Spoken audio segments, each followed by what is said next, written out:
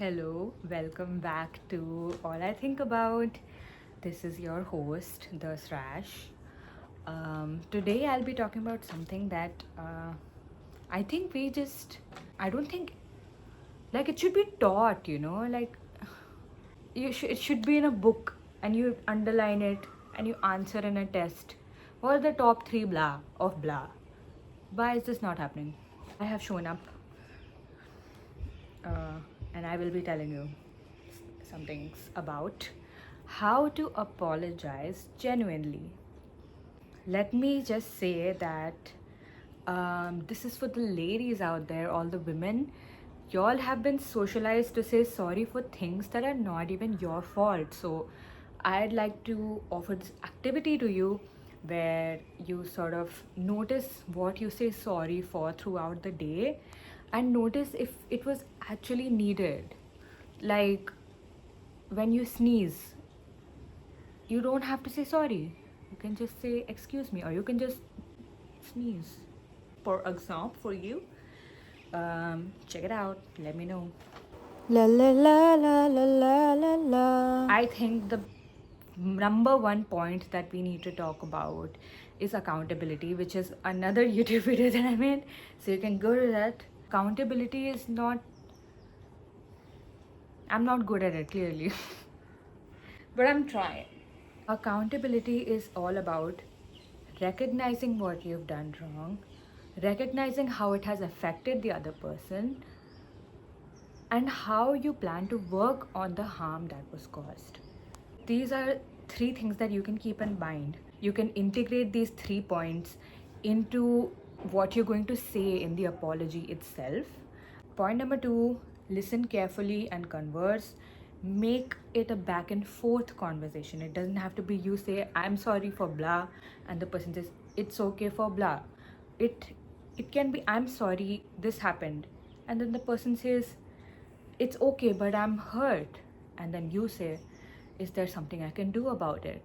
And then maybe the person will say, I need some time off. Or they'll say, actually, yes, I think we can do something about it. I have mentioned the word calmly here because sometimes it's difficult. Like accepting the fact that you made a mistake is difficult, especially if you're someone who is a perfectionist, for example. I'll just tie it in with the next point, which will apply to this exactly, which is excuse yourself if you're not regulated. Because the thing is that if you're not regulated, you'll say something that you think is right at that moment, but you might not believe it later, and that's going to cause so much confusion for not just your loved ones but for your own self, because it's like, to sahi kya hai, galat kya hai. Excuse yourself if you're not regulated enough.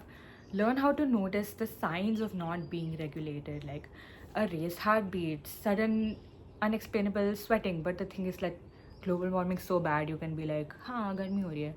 But like if it's like profusely for and you're like in a controlled environment, for example, heartbeat raising, you feel the need to like tap your feet or like shake something out, like ऐसे फंसने वाली feeling अंदर से है, that's how it feels to me. Like, this is how I feel when I'm dysregulated. Like something inside me is like cramping, and I need to like literally put apart the pieces of my body and like soothe that cramp. That's how it feels for me. For example, you can, with my experience, think about it how you feel when you're dysregulated. You can maybe ask someone that, like maybe someone you're close to, your siblings, parents, best friends, classmates you're close to. You've maybe had like scene ho gaya tha or something, where you can ask them like, hey, have you noticed like what happened that time when we fought? Can you tell me? And they'll be like, yeah, like before that you were extremely irritable for no reason, and we were like, only like you deal with it and then you deal with it again and then you deal with it again. Anyway, but here I am, rock you like a hurricane. Here I am to help you out with the dealing with it again and again and again. So we have completed 3 points. The fourth one would be keep your apology apologizee centered and not apologizer centered. So I noticed that in my apologies, what happened was that I would say, I'm sorry that dash happened. The thing is that dash led to dash and then dash led to dash. But the thing is that in this whole process, the hurt that was caused to the person does not get acknowledged, and that might leave the person feeling a little unsatisfied. Like they might be ready to forgive you, but it's not actually fixing what went wrong. So you should try to keep your apologizee centered. Point number 6, put in the work to do better. Acknowledge your humanness in this process, dude. It's a fucking difficult thing to be a person. I hate it. Why couldn't I be a pebble? Why? Like a child could have painted me as a ladybug, and then I would be under yellow light, and someone will look at me and maybe repaint it, or maybe I don't get painted. I get to chill in my little uh, pond for the rest of my life. But no, I had to be a human being. Like, genuinely, the thought of being a person, like, this also kind of ties in with the apologizee centered point that I said, that you need to put in the work to fix the harm that was caused. So it starts with, then it ties into accountability as well. Wow, it's all relative. Alabama. So put in the work to do better. There's another point that I'd like to tie in, which is retrospective apologies. Sometimes you will find yourself being like, hey, you know that, matlab, you, and then you just like start thinking about the people of your past, and then maybe you're still connected on Facebook or some, my god, I'm so old, on Instagram or Twitter, whatever the heck y'all, Reddit, I guess. So that was all the points. A fresh note of encouragement, perchance, for the apologizer. Listen, stay calm. Understand that you are only human. Be prepared for both scenarios, that your apology can be accepted or denied. Be prepared for that. And please, please, please, cut yourself some slack, bro. This is actually very, I think I'm just saying that to myself, honestly. And you know what? At the rate me, I don't agree with you, because I think I deserve all the bad things that happen to me. For the apologizee, express your feelings so that the apologizer understands what happened, because sometimes the person doesn't know what has happened. You know how sometimes you see a really pretty cloud, or you see a star or something, and you want to show your friend, and you're like, hey, look at that. And the friend's like, what, where? And then you're like, that, and then like you come closer, and then you kiss. You come closer, and then you point, and then your point moves a little bit also, a little bit like this, to sort of help them find what you're looking for. Think of this example when you are the apologizee. And here's a message for both the apologizer and for the apologizee. Life is unpredictable.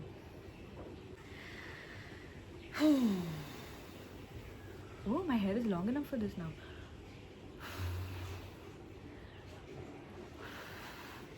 Sometimes what really also helps is that if there is a rupture in a bond, both the apologizer and the apologizee can take some time off to do their own processing. Sometimes taking time off for both parties really helps, because it's like the apologizer doesn't know what they've done wrong. The apologizee is feeling hurt that the apologizer doesn't see what they did wrong. It's like, how do you not see? And the apologizer is like, I have no idea, show me. So take this into account as well.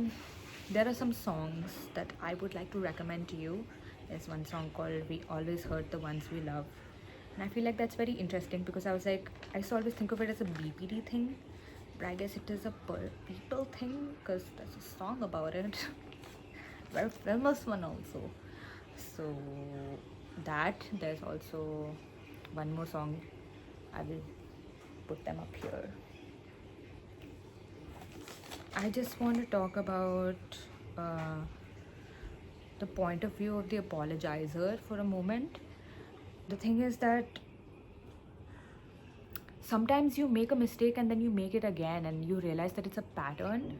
But when you make a mistake for the first time, no one tells you how to deal with it. And what if it's like something so out of control, like literally entering a state of psychosis? What do you do?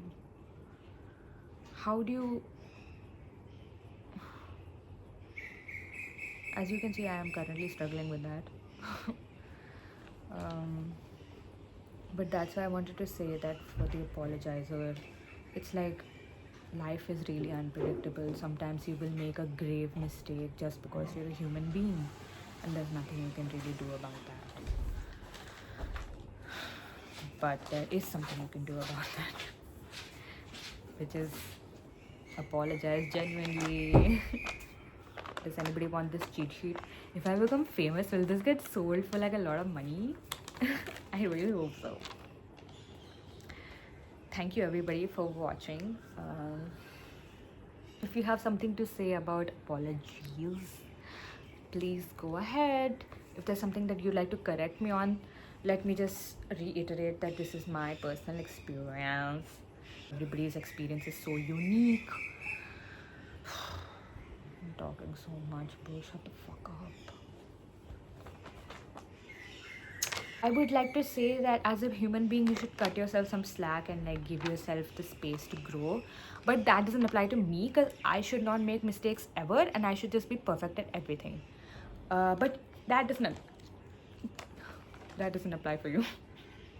I've been watching Unbreakable Kimmy Schmidt, and every time she represses her trauma, she starts to burp, and that literally just happened to me. Anyway, I will process that in therapy. I will regulate that on my own time, and y'all do that too. Not my regulation, your own regulation. Or if you want to, just kidding. Love you, bye.